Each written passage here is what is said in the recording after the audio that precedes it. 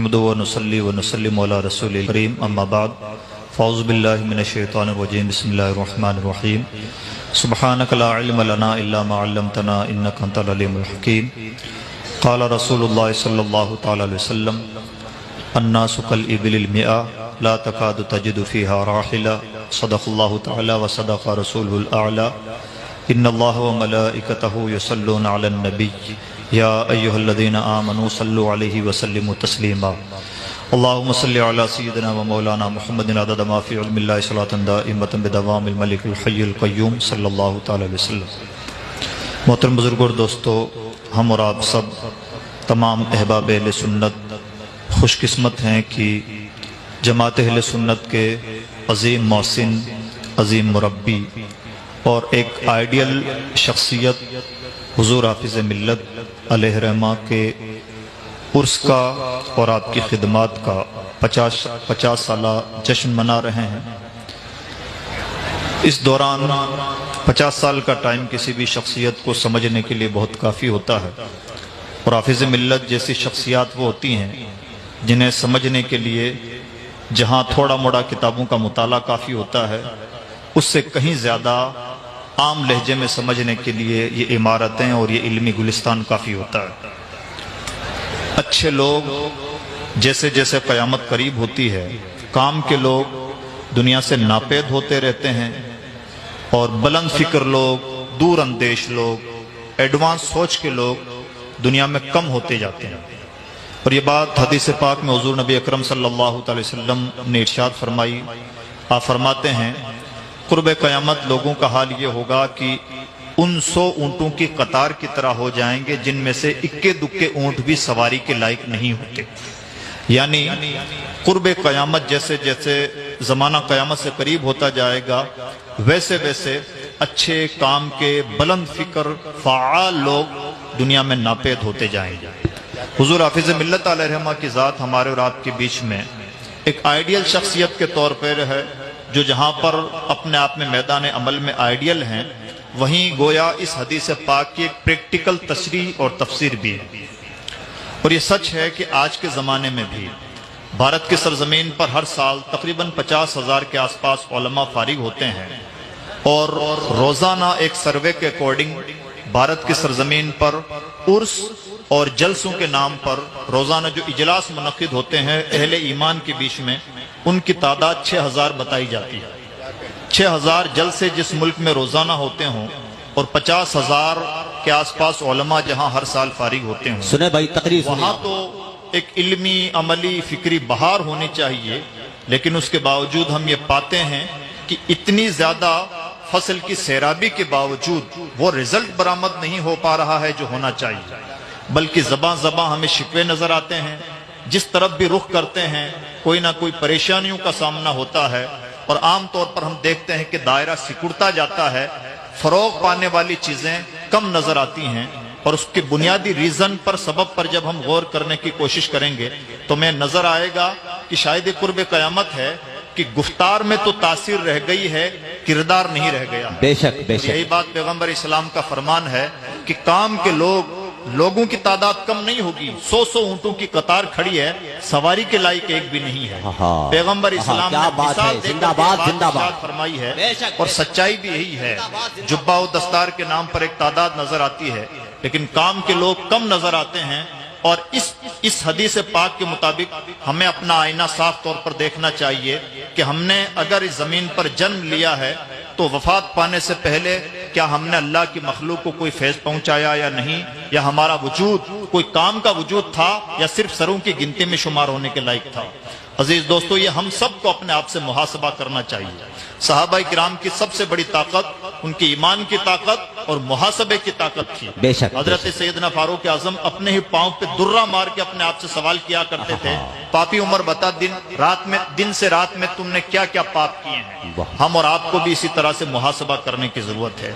آج کا دور عزیز دوستو امت مسلمہ کے لیے نہایت خیر خواہی کا دور ہے۔ امت ایک طرف سے ظلم و تشدد کا شکار نہیں ہے، جہاں اغیار کی طرف سے ظلم و تشدد کا شکار ہے، وہیں اپنوں کی لاپرواہی کا بھی شکار ہے، اور اپنوں کے بے جا اخراجات کا اور غیر ضروری معمولات کا بھی شکار ہے۔ اس لیے آج کے دور میں ہماری ذمہ داری بنتی ہے کہ ہم سنجیدگی کے ساتھ اپنا تجزیہ کریں۔ مجھے حکم دیا گیا کہ علمی طور پر بھارت کے مسلمانوں کے تعلق سے میں کچھ باتیں آپ کے سامنے پیش کروں۔ تو عزیز دوستو، میں اس پر کچھ کہنے سے پہلے چاہتا ہوں کہ ہم تھوڑا سا آئینہ دیکھنے کی کوشش کریں اور بڑے کینوس میں دیکھنے کی کوشش کریں تاکہ سچائیاں ہمارے سامنے آئیں۔ 2006 میں بھارت کی گورنمنٹ نے ایک رپورٹ تیار کروائی بڑی محنتوں کے بعد اور ایک لمبے چوڑے خرچ کے بعد میں وہ رپورٹ 2006 میں پبلش ہوئی۔ 403 پیج کی رپورٹ ہے اور جسٹس سچر مشرا نے انہوں نے تیار کیا تھا، تو سچر کمیٹی کی رپورٹ اسے کہا جاتا ہے۔ اس رپورٹ کو ہم سب کو پڑھنا چاہیے اور اس کا مطالعہ کرنا چاہیے، اس لیے کہ وہ رپورٹ ہمارے اور آپ ہی کے لیے تیار کی گئی تھی، گویا کہ ہمارا ہوم ورک تھا جو کسی نے ہمیں کر کے دے دیا، اور اگر ہم اس ہوم ورک کا ڈھنگ سے مطالعہ کریں تو آگے کے لیے ہمارے لیے رہنما خطوط طے ہو جاتے ہیں اور ہمارے لیے کام کی راہیں آسان ہو جاتی ہیں۔ خاص طور پر اگر اپنی زندگی میں بھارت کی سرزمین پر کوئی انسان اچھا کام کرنا چاہتا ہے تو اسے اس رپورٹ کا اس لیے بھی مطالعہ کرنا چاہیے کہ سامنے آئے کہ بھارت کے مسلمانوں کو کس قسم کے کاموں کی ضرورت ہے اور کون سے کام مسلمانوں کی ترجیحات میں شامل ہونے چاہیے اور کون سے کام ہیں جو مسلمانوں کی فی الوقت ترجیحات میں ہیں لیکن حقیقت میں مسلمانوں کی ترجیحات میں نہیں ہونے چاہیے۔ تو عزیز دوستو، بھارت کے سچر کمیٹی کی رپورٹ کے اکارڈنگ بھارت کے مسلمانوں کی دو سب سے بڑی اور بنیادی ضرورتیں ہیں۔ پہلی ضرورت کا نام ہے تعلیم اور دوسری ضرورت کا نام ہے تجارت۔ بھارت کے مسلمانوں کی دو بڑی ضرورتیں ہیں، پہلی ضرورت ہے تعلیم اور دوسری ضرورت ہے معاشی طور پر بھارت کے مسلمانوں کو طاقتور بنانا۔ یہ وہ باتیں ہیں جس کا تعلق مارکیٹ سے ہے، بازار سے ہے۔ ہم کتنے پرہیزگار ہیں اور کتنے بدکار ہیں، یہ ہماری قبر کا انٹرنل ایشو ہے۔ اللہ کی بارگاہ میں جواب ہوگا، سوال ہوگا ہم سے، لیکن اس مارکیٹ میں جس میں ہم جی رہے ہیں، جہاں ڈیموکریسی ہے، جہاں پر جمہوریت ہے، ایسے کسی بھی ملک میں اپنے آپ کو اوپر لانے کے لیے بھارت کی گورنمنٹ کے اکارڈنگ جو سروے ہوا، سروے میں دو باتیں سامنے نکل کے آئیں کہ بھارت کا مسلمان ان دو میدانوں میں پیچھے ہے، اور اگر بھارت کا مسلمان کچھ کرنا چاہتا ہے تو اسے چاہیے کہ انہی دو محاذوں پر سیریسلی محنت کرے۔ وجہ یہ ہے کہ بھارت، یہ دونوں کی دونوں چیزیں آپس میں گتھم گتھا ہیں، جڑی ہوئی ہیں۔ بھارت کا مسلمان تعلیم میں اس لیے کمزور ہے کہ وہ غریب ہے، اور اس لیے غریب ہے کہ وہ تعلیم میں پیچھے ہے۔ لہٰذا اگر ہم چاہتے ہیں کہ یہاں کے لوگوں کے لیے کچھ کریں تو ہمیں ان دو محاذوں پر کام کرنا چاہیے۔ یہ ہر سمجھدار آدمی کی چوائس ہونا چاہیے اور میدان عمل کی پہلی ترجیح ہونی چاہیے۔ ہم بارہا دیکھتے ہیں کہ لوگ بہت ساری چیزوں سے فارغ ہونے کے بعد میں بھی اس بات کے لیے پریشان رہتے ہیں کہ ہمیں کیا کرنا چاہیے اور کیا نہیں کرنا چاہیے۔ تو اس سلسلے میں یہ دو کام پکڑ لیں، یہ بھارت کے مسلمانوں کی اہم ترین ضرورتیں ہیں۔ اب ان دونوں کاموں کا بھی مطلب سمجھیں۔ تعلیم میں کام کرنے کا مطلب یہ ہے کہ بھارت کے مسلمانوں کو تعلیمی طور پر، یہاں پر تعلیم کی جو بات ہو رہی ہے وہ تعلیم کی بات ہو رہی ہے ماڈرن تعلیم کی، اس کے بعد میں ہم بات کریں گے دینی تعلیم کی۔ بھارت کے مسلمانوں کو تعلیمی طور پر جو کام کرنا چاہیے وہ اسکولنگ پر محنت کرنی چاہیے، یعنی ہمارے اچھے انگلش میڈیم کوالٹی ایجوکیشن دینے والے اسکول ہونے چاہیے۔ یہ سچر کمیٹی کی رپورٹ کا تقاضا ہے، اور اس کی وجہ کیا ہے؟ اس کی تفصیل یہ ہے کہ بھارت کے 100 مسلمان بچوں میں سے 96 بچے وہ ہیں جو اسکولوں کا رخ کرتے ہیں، اور 4 بچے وہ ہیں جو آج کی تاریخ میں بھی اسکولوں کا چہرہ نہیں دیکھتے۔ جس زمانے میں ہمیں لگتا ہے کہ اب تو پڑھائی بڑی عام ہو گئی ہے، ہر کوئی پڑھ لکھ گیا ہے، اس زمانے میں بھی 4 بچے ایسے ہیں جنہیں پڑھنا لکھنا نہیں آتا، اور جو 96 بچے اسکول جاتے ہیں ان 96 بچوں کا حال یہ ہے کہ وہ 12 تک پہنچنے کے بعد کالج لیول تک پہنچتے وہ 96 بچے کم ہوتے رہتے ہیں، یہاں تک کہ جب کالج لیول آتا ہے تو 96 بچے گرتے 12 سے 12.5 بچتے ہیں۔ یہ ہے بھارت کے مسلمانوں کا ڈراپ آؤٹ ریٹ۔ اس کو ڈراپ آؤٹ بولتے ہیں، یعنی بیچ میں اسکول چھوڑنے والے بچے سب سے زیادہ مسلم بچے ہوتے ہیں۔ اور اگر اس کا پریکٹیکل سروے کرنا چاہیں تو ہم اپنے میدانوں میں، اپنے آس پاس میں دیکھ لیں، جب بھی ہم کسی ایسے بچے سے جس کی عمر اسکول جانے کی ہے اسے سوال کرتے ہیں کہ بیٹا تم نے اسکول میں کہاں تک پڑھائی کی ہے، تو عام طور پر اس کا جو جواب آتا ہے وہ بہت مایوس کن آتا ہے۔ اب جو 12 سے 12.5 بچے ہیں، وہی بچے جب گورنمنٹ جاب تک پہنچتے ہیں تو تقریباً 3.5-4% بچتے ہیں. پھر کئی مرتبہ ہمیں شکوہ ہوتا ہے کہ ہمیں گورنمنٹ جاب نہیں ملتی. سچی بات تو یہ ہے کہ گورنمنٹ جاب کی لائن میں ہم کھڑے بھی بہت کم تعداد میں ہیں, ہمارا شکوے کا حق نہیں بنتا. اور جب 12 سے 12.5 بچے ہمارے کالج لیول تک پہنچ پا رہے ہیں تو ہمیں کالجز کی ضرورت نہیں ہے, ہمیں یونیورسٹیز کی ضرورت نہیں ہے, بلکہ 12 سے لے کے 96 تک یہ جو بیچ میں بہت بڑا گیپ ہے, اس گیپ کو کور کرنے کی ضرورت ہے. یعنی ہمیں کالج اور یونیورسٹیز کی ضرورت نہیں ہے بلکہ اسکولوں کی ضرورت ہے. اور اس کے لیے بہترین ماڈل کے طور پر ہمیں جس چیز کو کاپی کرنا چاہیے وہ عیسائیوں کا ایجوکیشنل ماڈل ہے. عیسائیوں کے یونیورسٹی آپ کو عیسائیوں کی نظر نہیں آئے گی, عیسائیوں کے کالجز بہت کم مقدار میں نظر آئیں گے, اور عیسائیوں کے اسکول آپ کو بہت زیادہ مقدار میں نظر آئیں گے. اور جہاں بھی نظر آئیں گے انہوں نے اپنا اسٹینڈرڈ برقرار رکھا ہے, کہیں پر بھی کوالٹی میں انہوں نے کوئی سمجھوتا نہیں کیا. یعنی صرف اسکولوں سے بھی کام نہیں چلنا ہے, اسکولیں بھی وہ ہونی چاہیے جس میں کوالٹی. یہ بھارت کے مسلمانوں کی پہلی ترجیح ہے, پہلی ضرورت ہے, اور اس پہلی ضرورت کی کامیاب تشریح ہے. عزیز دوستو, اس کے ساتھ ساتھ تعلیمی طور پر ہم اپنے گھر کے اندر جھانک کے دیکھیں تو ہمیں جس چیز کی بہت زیادہ ضرورت ہے وہ ہے کامیاب مکتب. مجھے کئی مرتبہ لگتا ہے کہ کامیاب دارالعلوموں سے بھی زیادہ جس چیز کی ضرورت ہے, جو گھر گھر کی ضرورت ہے, محلے محلے کی ضرورت ہے, مسجد مسجد کی ضرورت ہے, وہ ہے کامیاب مکتب. ایسے مکاتب جہاں پر قرآن پاک صحیح طور پر پڑھایا جاتا ہو اور عقائد کو ٹھیک ٹھاک سنوار دیا جاتا ہو. آج جب ہمارے نوجوان بچے کسی ایرے گیرے سوشل میڈیا کے آدمی کے فالوور بن جاتے ہیں اور اس کی فین فالوونگ میں شمار ہو جاتے ہیں, اس وقت ہمیں بہت افسوس ہوتا ہے کہ ہماری گود میں پلنے والا بچہ آج فلاں کا فالوور بن گیا. سوال یہ ہے کہ آپ کی گود میں پلتے ہوئے آپ نے اس کا عقیدہ درست کرنے کی کتنی کوششیں کی, اور اس وقت عقیدہ سنوارنے کے لیے ہم نے کون سا سلیبس بنایا, کون سی اسٹریٹجی تھی, اور کون سی کامیاب محنتیں کی. کامیاب محنتیں جب تک گراؤنڈ لیول پر نہیں ہوتی تب تک کوئی کامیاب رزلٹ بھی نہیں آتا. اور یہ بات حافظ ملت کے عرص میں کہنا اس لیے بنتا ہے کہ حافظ ملت 100% کام کی مشین تھے, کام کو پسند کرتے تھے, بلکہ ان کی زبان سے نکلنے والے بول بھی نہایت کامیاب بول ہوا کرتے تھے, جنہیں گولڈن کوٹیشن کہا جائے. کام کے آدمی بنو, کام ہی تمہیں معزز بناتا ہے. اور سب سے زیادہ بڑی محرومی انسان کی یہ ہے کہ وہ وقت برباد کرے. جس آدمی کے کوٹیشن اتنا بڑے ہوں اس آدمی کا ویژن بھی بہت بڑا ہوگا, اور اس ویژن کو آج ہم اس علمی شہر کی شکل میں دیکھ سکتے ہیں. جب آدمی بڑا ہوتا ہے تو اپنی فکر سے بڑا ہوتا ہے, پھر اس کا عمل بڑا ہوتا ہے, پھر اس کے اثرات بڑے ہوتے ہیں. ڈائریکٹ کسی کے اثرات بڑے نہیں ہوتے. حافظ ملت نے گراؤنڈ لیول پر محنت کی, اپنی فکر سے محنت کی, پھر عملی طور پر محنت کی, تب جا کے اس کے اثرات محسوس ہو رہے ہیں. جب اس طرح سے محنتیں کی جاتی ہیں تو رزلٹ ضرور آتا ہے. ہم اپنا آپ کو جذباتی مزاجوں سے نکالیں اور پریکٹیکل انسان بنانے کی کوشش کریں. ہمیں نہ کوئی شکووں کی ضرورت پیش آئے گی اور نہ ہی کوئی رونا رونے کی نوبت آئے گی. لیکن رونا رونے سے کبھی بھی مسائل کا حل نہیں ہوتا, شکوے کرنے سے مسائل کا حل نہیں ہوتا ہے. کام کا انسان بننے سے ہی کام کے مسائل حل ہوتے ہیں. یہ بات ہمیں گانٹھ باندھ کے رکھنی ہوگی. اور بطور خاص نوجوان علماء سے گزارش ہے کہ گفتار سے زیادہ اپنے کردار پر محنت کریں, اس لیے کہ کردار اور کام ہی انسان کو معزز بناتا ہے. یہ حافظ ملت کا کوٹیشن بھی ہے اور 100% پریکٹیکل سچائی بھی ہے.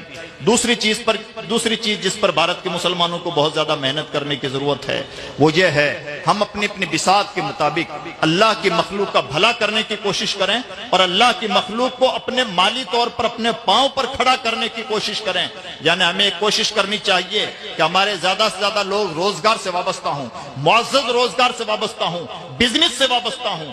اور یہ افسوس کی بات ہے کہ آج کے دور میں ہمیں بزنس سے وابستہ ہونے کی اپیلیں کرنی پڑ رہی ہیں اس نبی کی قوم سے, اس نبی کی امت سے جس نبی نے 12 سال کی عمر میں اپنے چچا ابو طالب کے ساتھ ایکسپورٹ اور امپورٹ کا کام کیا ہے. 12 سال کی عمر میں جو پیغمبر سیریا کی سرزمین پر جا کر ایکسپورٹ امپورٹ کا کام کرتا ہو, اگر اس نبی کی ماننے والی امت بزنس کی اور تجارت کی اہمیت نہیں سمجھتی تو پتا چلا کہ ابھی نبی کے ویژن کو سمجھنے میں بھی امت نے کوتاہی کی ہے.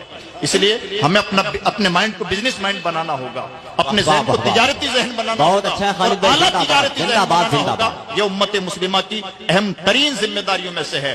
اور اس کے لیے ضروری ہے کہ ہم پریکٹیکل طور پر بھی بزنس کریں تاکہ جو چھوٹے چھوٹے شکوے رہتے ہیں, جو حسد کی بیماریاں اور طرح طرح کی بیماریاں ہمیں نظر آتی ہیں, عام طور پر یہ بیماریاں دال روٹی کی بیماریاں ہوتی ہیں. اگر ہم نے اپنے آپ کو ان بیماریوں سے اوپر مالی طور پر مضبوط کر لیا تو ان بیماریوں سے بھی نجات ملے گی، امت کی بھلائی کا کام بھی کر پائیں گے اور ہم اپنے سینوں کو بھی کشادہ رکھ پائیں گے اور بہت ساری باطنی بیماریوں سے محفوظ رکھ پائیں گے۔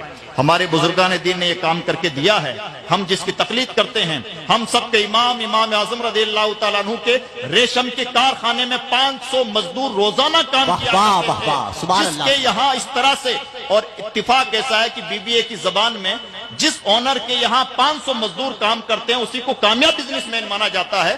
یعنی ہمارے امام اعظم آج کی ٹرم کے مطابق نہیں، اپنے زمانے کے اعتبار سے آج کے زمانے کے لیے بھی کامیاب بزنس مین ثابت ہوتے ہیں۔ یہ ہے ہمارے اسلام کا کردار، ہمارے بزرگان دین کا کردار۔ تو عزیز دوستو، ان دو چیزوں پر بہت زیادہ محنت کی ضرورت ہے، اور تیسری چیز جس پر بہت زیادہ محنت کی ضرورت ہے وہ ہم اپنے آپ کو روحانی طور پر مضبوط کریں، اپنے آپ کو باطنی بیماریوں سے پاک کرنے کی کوشش کریں، اور اس کے لیے ہمیں جو بھی مناسب تدبیر سجھائی دے وہ تدبیر ضرور اپنائیں۔ لیکن ایک آخری گزارش یہ ہے، اب باتوں کا وقت نہیں رہا، حالات میں جتنی گردش ہے، بہت ساری باتیں ہم اسٹیج سے کہتے ہیں، بہت ساری باتیں تو حیا کی وجہ سے کہی بھی نہیں جاتی، اور سچ یہ ہے کہ کہنا بھی نہیں چاہیے۔ اگر کچھ کرنا ہے تو کر کے دکھائیے، کرنے ہی سے مسائل کا حل ہوتا ہے، صرف کہنے سے مسائل کا حل نہیں ہوتا۔ اس لیے ہمیں اپنے آپ کو سب کو پریکٹیکل بننا چاہیے، اپنے بچوں کی اور بچیوں کی، صرف بچیوں کا مسئلہ نہیں ہے، بچوں کے مسائل بھی کوئی کم نازک نہیں ہیں، لیکن یہ مسائل صرف اسٹیجوں سے حل ہونے والے نہیں ہیں۔ اس کے لیے گراؤنڈ لیول پر اترنا ہوگا، اپنی بساط کے مطابق۔ ہماری کوئی بہت بڑی بساط نہیں ہے، ایک چھوٹا سا چراغ جلا سکتے ہیں، چھوٹا سا چراغ ہی جلائیں، لیکن صرف رونا نہ روئیں، چراغ ضرور جلائیں۔ احمد فراز کا بڑا اچھا شعر ہے، شکوائے ظلمت شب سے تو کہیں بہتر تھا اپنے حصے کی کوئی شمع جلاتے جاتے۔ ضرورت ہے کہ ہم اپنے حصے کی شمع جلائیں، جہاں رہیں اپنے بساط کے مطابق جو کچھ کر سکتے ہیں وہ کریں۔ حضور حافظ ملت نے پریکٹیکل طور پر یہ کر کے دکھایا ہے، اور آج نہیں، اس وقت کر کے دکھایا جب اسباب کی بھی کمی تھی۔